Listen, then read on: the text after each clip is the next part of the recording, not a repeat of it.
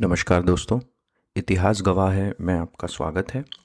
पिछले एपिसोड में हमने डिस्कस किया कि किस प्रकार से खेड़ा सत्याग्रह, चंपारण सत्याग्रह और अहमदाबाद मील स्ट्राइक्स की मदद से the country and the normal people, farmers and mill workers became aware of the methods that Gandhi would use and the idea of सत्याग्रह।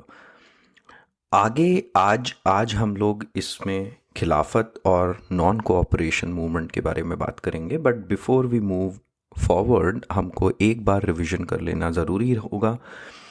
हमने देखा कि 1885 टू 1905 हमने एक फेज़ देखा जिसमें we called it a modern phase of national movement, जिसमें we saw like moderates of Indian National Congress, the politics of petition, prayer, and memorials. Only constitutional changes were demanded by moderates in Congress. A lot of them actually thought that the British government was itself a right government, even wanted British to come and settle in India and stuff like that. And therefore only wanted constitutional changes, thought that the Anglo-Indian population was the one that was extremely corrupt, and never went anything beyond that. Then we saw from 1905 to 1907, we saw Swadeshi movement. We talked about the partition of Bengal, and we discussed the extremist side of Congress, the extremist leader, and the idea that these were the leaders who started taking a lot of agenda items that later the Gandhian movement would also take up, sans violence. मतलब इनमें violence नहीं था, but अगर आप देखेंगे कि स्वदेशी का उपयोग, विदेशी का बहिष्कार, राष्ट्रीय शिक्षा पर महत्व, ये सारे जो एजेंडा आइटम्स थे ये स्वदेशी मूवमेंट में भी हमको देखने को मिलते हैं। And we also discuss revolutionary nationalism, क्रांतिकारी राष्ट्रवाद, जिसके अलग अलग फेजेस में हमने जिसको थोड़ा आगे तक डिस्कस किया था during this time itself.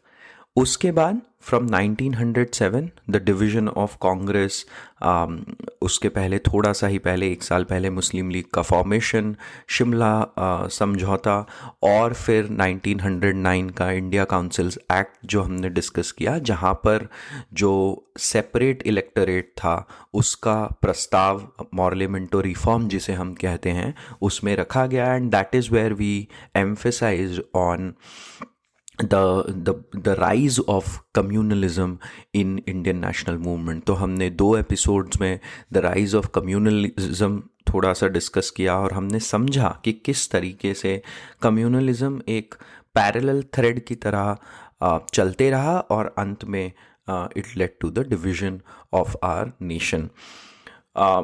We went from 1907 to 1914, जिसमें हमने फिर ये भी देखा कि किस तरीके से मुस्लिम लीग और इंडियन नेशनल कांग्रेस के बीच के डिस्टेंस में थोड़ी कमी आती है, and they both adopt the idea of Purna Swaraj, self rule.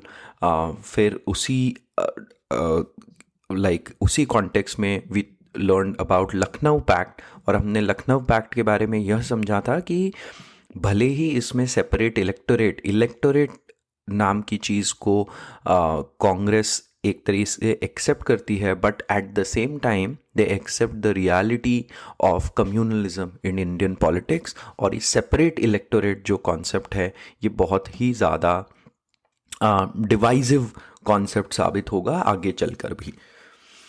फिर we discussed the impact of First World War। So 1914 से 1919 तक हमने देखा कि ड्यूरिंग फर्स्ट वर्ल्ड वॉर किस तरीके की एक्टिविटीज़, किस तरीके के मूवमेंट, जैसे Home Rule League, Ghadar movement, इन सब को देखकर हमने समझा how they kept the national movement, how they provided energy to national movement and gave impetus. अब हम लोग आ गए थे 1919 तक, जहाँ पर हमने फिर the rise of Gandhi in Indian national movement समझा, और फिर हमने उनके 3 इनिशियल जो सत्याग्रह थे, खेड़ा सत्याग्रह, चंपारण सत्याग्रह और अहमदाबाद मील स्ट्राइक, उसको सत्याग्रह नहीं करेंगे but the methods were similar. आज हम डिस्कस करेंगे खिलाफत एंड नॉन कोऑपरेशन मूवमेंट। अब ये वाला जो जर्नी है ये हमको 1919 के आसपास से लेकर 1922 तक ले जाएगा, राइट। सो अभी थोड़ा सा हम एक बार इस पार्ट को, खिलाफत और नॉन कोऑपरेशन मूवमेंट जो है, उसे समझने से पहले we should just get a little bit of context into World War One. So World War One, if you already know, was fought between Allied powers and Central powers. और Central powers में कौन कौन था? जो major central powers थी वो थे German empire, Austrian Habsburg empire and Ottoman empire. Bulgarian empire भी था, but I am saying like the 3 major empires that were participating in this. And then allied powers में we had France, United Kingdom, United States and Russia for some part of it. Russia left World War One. Russia did not participate beyond 1917 क्योंकि वहाँ पर Bolshevik revolution हो गया था।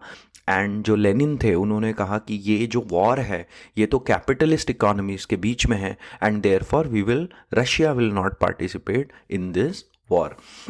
तो Russia pulls out, but overall it was a war between allied powers and central powers। और इसमें फिर allied powers की जब विक्ट्री होती है तो ऐसा देखा गया है कि देखिए, फिर से हम देखते हैं कि ब्रिटेन ने फर्स्ट वर्ल्ड वॉर लड़ा था डेमोक्रेसी और ह्यूमन राइट्स के मुद्दे पर, है ना। और ऐसा कुछ मतलब this it was not true, and the colonies across the world could see that.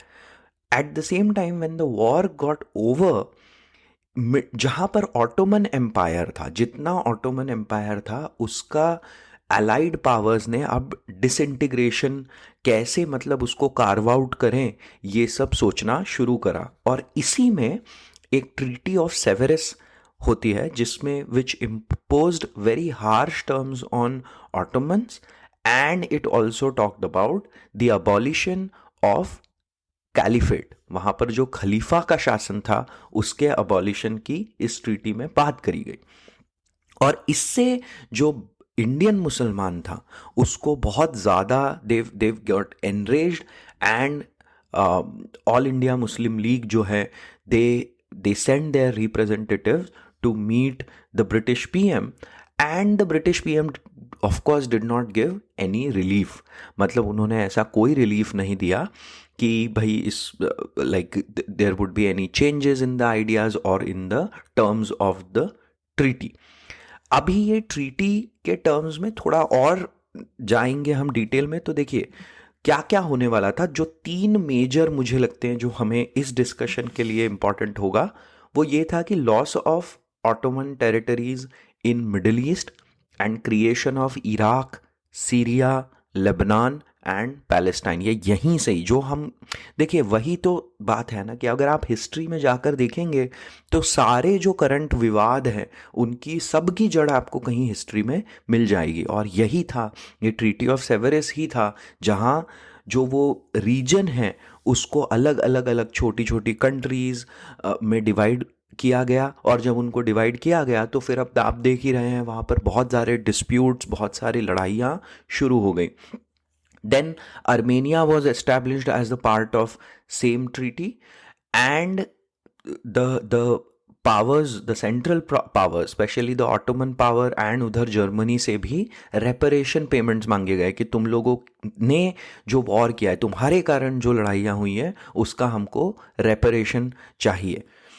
अब इसी को लेकर इंडिया में, जैसा मैंने कहा, बहुत ज़्यादा जो मुस्लिम पॉपुलेशन ऑफ इंडिया थी, they felt the injustice and they wanted this, they were looking at the caliphate as the क्या कहते हैं कि like the central inspiration for the Muslims across the world। ऐसा जब उन्होंने इसे देखा तो उन्हें लगा कि इसको हमें अपोज करना चाहिए, और जब ब्रिटिश पीएम ने उनको कोई ऐसा रिलीफ नहीं दिया at that time, then then the Muslim League thought about setting up a Khilafat movement.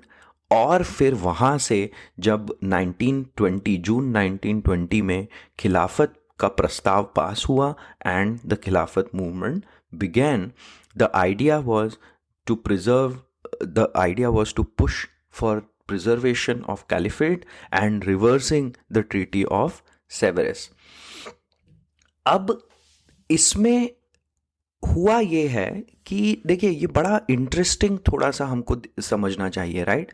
क्योंकि इसी के ही रिस्पॉन्स में, मतलब जो अलाइड पावर्स जो इनजस्टिस और जो हार्श टर्म्स इम्पोज कर रहे थे टर्की पे, उसी के रिस्पॉन्स में there was a rise in Turkish nationalism under Mustafa Kemal Ataturk. आपने मुस्तफ़ा कमाल अतातुर्क का नाम सुना होगा पहले, who led the war of Turkish independence from 1919 to 1923, and then in 1923 the Republic of Turkey was established, और ये जो treaty of Sevres थी, it became later on the treaty of Lausanne in 1923, जहाँ पे टर्की की borders determine कर दी गई थी।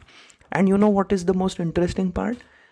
आप देखेंगे कि यहाँ पर जो खिलाफत मूवमेंट था वो इसके लिए शुरू किया गया था कि कैलिफेट को रहने दिया जाना चाहिए, और ब्रिटिश जो हार्श टर्म्स इम्पोज कर रहे थे उसके अगेंस्ट भी खिलाफत मूवमेंट को शुरू किया गया था। On the other hand as well, Mustafa Kemal Ataturk भी जो हार्श टर्म्स थे उसके अगेंस्ट फाइट कर रहे थे, but he ultimately abolished caliphate and created the Republic of Turkey. मतलब कैलिफेट अल्टीमेटली अबॉलिश होती ही है, बट हमें ये समझना है कि खिलाफत movement of that time was to to force the British Empire or the British government to reverse the term of the treaty। तो ये आप देखेंगे, मतलब मेरा कहने का मतलब है कि कैलिफेट तो अबॉलिश हो ही गई इन बोथ द केसेस, है ना। भले ही वो टर्म्स रिवर्स भी हो जाते, तो हमको ये समझना चाहिए कि जो शायद टर्किश नेशनलिज्म, जो टर्किश नेशनल मूवमेंट था या वॉर ऑफ इंडिपेंडेंस था, that also ultimately led to the abolition of caliphate. अब होता यह है कि at that same time when All India Muslim League Khilafat का प्रस्ताव लाती है, Gandhi puts pressure on Congress to start a pan-India non-cooperation movement. And he says that this movement has to start in response to the demands of Swaraj, in response to the demands of Swaraj, in response to Punjab wrongs। अब Punjab wrongs क्या क्या थे जो मैंने पहले बताया था, force conscription, फिर जलियांवाला बाग मैसेकर, राइट, और फिर बाद में उसके ऊपर एक रॉलेट एक्ट भी ले आए थे। तो ये सारे constituted like Punjab wrongs and then finally Khilafat wrongs. तो ये खिलाफत रॉन्ग्स को नॉन कोऑपरेशन के साथ जोड़ने का एक सबसे बड़ा रीज़न ये था कि what Gandhi hoped was this would pave way for Hindu-Muslim unity, because खिलाफत was like खिलाफत ऑल इंडिया मुस्लिम लीग का मुद्दा था, और नॉन कोऑपरेशन के जो दो और मुद्दे थे, स्वराज और पंजाब रॉन्ग्स के लिए जस्टिस डिमांड करना, तो ये दोनों वहाँ पर जाके जुड़ जाते हैं। And in Calcutta session in September 1920 ये नॉन कोऑपरेशन मूवमेंट का प्रस्ताव पारित हो जाता है। It is passed in Calcutta session of 1920। However there is also a group led by Chittaranjan Das, Motilal Nehru within Congress, जिनका ओपिनियन ये रहता है कि जो ये बहिष्कार है, अब बहिष्कार मतलब सबका बहिष्कार, नॉन कोऑपरेशन में द आइडिया वाज कि स्कूल, कॉलेज, कोर्ट्स, सबको सबका बहिष्कार किया जाएगा, सबका बॉयकॉट किया जाएगा। But the group with in Congress lead by Chittaranjan Das and Motilal Nehru, they feel that Indians should not boycott the elections and participate in the election. उन लोगों का आइडिया क्या रहता है कि हम इलेक्शन जो है, लेजिस्लेटिव काउंसिल है, सेंट्रल लेजिस्लेटिव काउंसिल और प्रोविंशियल जो गवर्नमेंट्स हैं, उनमें हम लोग इंडिया का पार्टिसिपेशन, इंडियंस का पार्टिसिपेशन बढ़ा के वहाँ जाकर काम रोक सकते हैं गवर्नमेंट का, वहाँ जाके हम ऑपोजिशन लगा सकते हैं। हम देखेंगे कि इस डायरेक्शन में क्या होता है, but for that time being between September 1920 to December 1920, this group within Congress also aligns to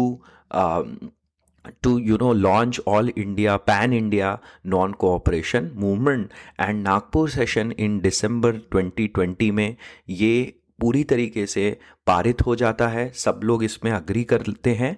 and in this same session lead by Chittaranjan Das, Congress also adopts a new constitution. अभी ये न्यू कॉन्स्टिट्यूशन का मतलब क्या है कि हमने यह समझा था कि अब Indian national movement will spread and increase its base, है ना। ये बेस अब common man, farmers, women, mill workers, इन सब को भी अब इन्वॉल्व करने लगेगा। और ये जो चेंज इन कांग्रेस कॉन्स्टिट्यूशन था, ये उसी डायरेक्शन में था।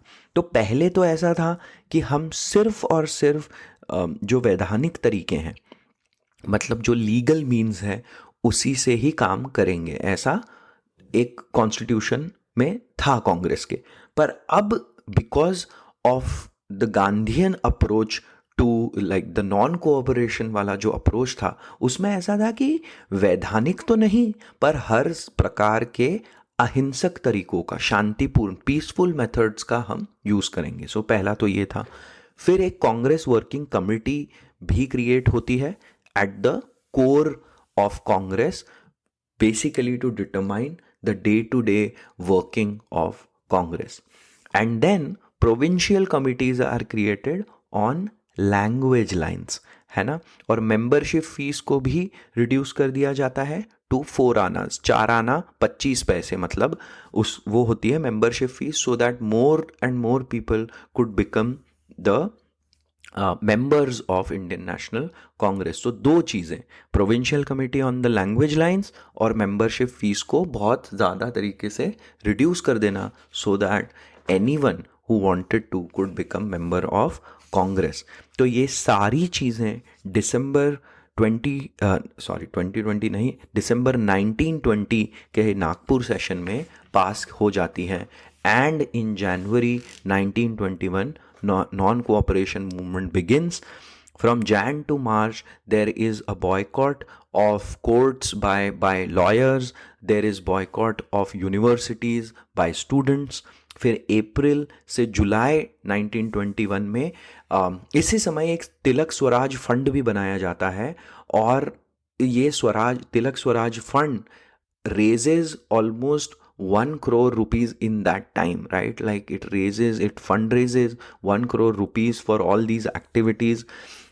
In this same time, around April to July 1921, the popularity of Charkha grows across the country through all the activities that are being done under non-cooperation movement.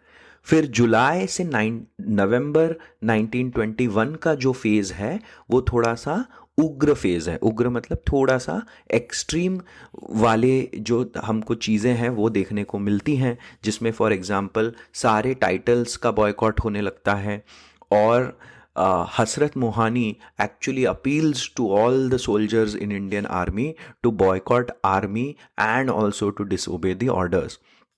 फिर छुआछूत जो untouchability है, ये this comes under the scanner, और अब इसको छुआछूत हटाने पे एक बहुत बड़ा फोकस आता है during this same time between July to November 1921. Then 2 universities were established around the same time, Aligarh Muslim University and Kashi Vidyapith. और इन दोनों का आइडिया ये था that they will promote the national education. These were called national universities because they were established by the efforts of the the leaders of Indian national movement. तो ये भी जैसे मैंने फिर से कहा, देशी शिक्षा was one of the key agenda items even in स्वदेशी मूवमेंट, और अभी ये नॉन कोऑपरेशन मूवमेंट में भी यह रहता है। And then the third, the other part of non cooperation movement was the formation of gram panchayat. Village में पंचायतों का गठन होता है। तो देखिए ये सारी चीज़ें ड्यूरिंग नॉन कोऑपरेशन हो रही है, during that 1 year of non cooperation movement. ग्राम पंचायतों का गठन, formation of gram panchayat, formation of national universities like Kashi Vidyapith, Jamia Millia Islamia, उसके बाद उपाधियों का, the boycott of titles, boycott of universities by students, of courts by the lawyers, fund raising through Tilak Swaraj fund, and even an appeal to soldiers to boycott or disobey the direct orders. And then finally the phase of November 1921 to February 1922, जिसमें गांधी एक वर्ष में Swaraj with in 1 year की घोषणा करते हैं। और इसी समय फिर फरवरी में चौरी चौरा का इंसिडेंस होता है। Chauri Chaura is a place near Gorakhpur, जहाँ पे large group of protesters protest कर रहे होते हैं, एंग्री मॉब होता है, and police fires at the crowd and a few people die, and then the resulting anger the crowd sets fire to the police station, killing 22 policeman in that fire. और यहाँ पे at this point Gandhi fears that the movement could spiral out of control, and he also fears कि लोगों को अहिंसक प्रतिरोध का जो आइडिया है वो अभी तक पूरी तरीके से शायद समझा नहीं है। And at this point Gandhi calls off this movement 1 week after the Chauri Chaura incidents on 12th February 1922। तो अब हमें यह समझना है कि क्या what were the contributions of non cooperation movements overall, है ना। तो सबसे पहले तो हमें यह समझना है कि first pan India mass movement, people's movement, क्योंकि इसमें बहुत सारे अलग अलग तबकों से श्रमिक आए। श्रमिक मतलब वर्कर्स थे, फार्मर्स थे, विमेन पार्टिसिपेशन था। तो इसलिए ये पहली बार एक प्रथम जन आंदोलन, फर्स्ट मास मूवमेंट भी इसे एक तरीके से कहा जा सकता है। दूसरा, बहुत ज़्यादा बहिष्कार मतलब बॉयकॉट हुआ। इस कारण से जो ब्रिटिश गुड के बॉयकॉट के कारण जो इंडियन मेड गुड्स थे उनको बढ़ावा मिला। फिर इसका पैन इंडिया नेचर था। पैन इंडिया नेचर का मतलब क्या था? देखिए, उस समय ब्रिटिश टेरिटरीज थी और फिर कुछ ऐसी टेरिटरीज थी जहाँ पे ब्रिटिश कंट्रोल डायरेक्टली तो नहीं था, पर उन्होंने ब्रिटिश डोमिनियन को मान रखा था। तो इस मूवमेंट में वो सारी territories across India participated. It means Delhi, Bombay, Maharashtra, United province मतलब अभी जो उत्तर प्रदेश वाला साइड का एरिया है, not just Uttar Pradesh but उधर आप उत्तराखंड को भी शामिल कर लीजिए, फिर बिहार, आंध्र प्रदेश, ये सारे जगह पर पार्टिसिपेशन देखने को मिला। Then establishment of Kashi Vidyapith and Jamia Millia, देशी शिक्षण संस्थान, national educational institute, and finally we saw some organizational changes within Congress to involve, to improve, to broaden the base of Indian national movement and to ensure that more and more people could connect and participate in the national movement. अभी limitations क्या थी इसकी, और ये limitations पे मुझे लगता है बहुत ज़्यादा आपको मटेरियल मिलेगा। आजकल मुझे ऐसा लगता है कि एक ट्रेंड ये भी चल रहा है कि हम किसी भी एक हमारे नेशनल लीडर्स को उठाएं और उन्हें बैश करें। दोनों साइड पे कोई ना कोई अपना अपना एक लीडर उठा लेता है और उसको अच्छे से बैशिंग की जाती है। और मुझे नहीं लगता कि as a history student I am aligned with that kind of trend. और इसी के लिए अगर आप नॉन कोऑपरेशन एंड खिलाफत की बात करते हैं तो गांधी को बहुत ज़्यादा क्रिटिसिज्म मिलता है। और हाँ, थोड़ा क्रिटिसिज्म अभी हम भी मैं खुद उसके बारे में थोड़ी सी बात करूँगा। बट वहीं पर हम आते हैं what were the limitations of non cooperation and खिलाफत मूवमेंट। तो सबसे पहला लिमिटेशन तो यह था कि जो लोगों ने अपने जॉब्स छोड़े, जिन लोगों ने कॉलेज, स्कूल, कोर्ट्स का बहिष्कार किया, वो लोग तो अब बेचारे, उनके पास ऑप्शन नहीं था। How would they go back? And that caused a lot of anger in the youth and disappointment in the youth of the country. This same frustration also will lead to a divide in Congress, जिसके बारे में हम जल्दी से अभी बात करने वाले हैं। And then it also gave rise, ये तो अच्छा, तीसरा वाला तो एक एक्चुअली अच्छा एक बाय प्रोडक्ट या इम्पैक्ट हो गया लिमिटेशंस के चलते ही। ये जो डिसअपॉइंटमेंट था, इसी से आगे चल के there was a rise in revolutionary activities, जिसमें एक काकोरी जो रॉबरी होती है, जिसमें एक ट्रेन को लूटने का प्लान बनाया जाता है, that was right after, you can say like an aftermath of non cooperation movement, जिसके कारण revolutionary activities में rise होता है, because youth is generally feeling super disappointed when the movement is called off. Then Khilafat का जो मुद्दा है कि भाई खिलाफत के को क्यों इंक्लूड किया गया, ये बहुत बड़ा मुद्दा एक डिस्कशन में हमेशा आता है। एंड हमने जो समझा और जो समझ में आता है वो ये है कि against British policy of divide and rule, Gandhi thought that this खिलाफत को ज्वाइन कर लेना, खिलाफत को भी एजेंडा में शामिल कर लेना नॉन कोऑपरेशन के, could lead to the whole idea of unite and fight. क्यों? क्योंकि नेशनल लेवल पे यूनाइट एंड फाइट तो ज़रूरी था ही। हम देखते हैं कि उस समय इंटरनेशनल लेवल पे भी, इंटरनेशनल कम्युनिटी भी बहुत ज़्यादा, हम बहुत सारे मूवमेंट्स देखते हैं अगेंस्ट इंपीरियलिस्ट पावर, साम्राज्यवादी ताकतों के अगेंस्ट बहुत सारे मूवमेंट्स होते हुए दिखते हैं इसी समय इन across the world. For example, आप रशियन रेवोल्यूशन देखिए, which was not against imperialist power, but it was a revolution of the worker class, right? तो working class revolution था, which was absolutely against the idea of capitalism and imperialism that was being imposed by all the other। इसीलिए ही तो फिर Lenin कहते हैं कि हम participate नहीं करेंगे। तो रशियन बोल्शेविक रेवोल्यूशन हो जाता है।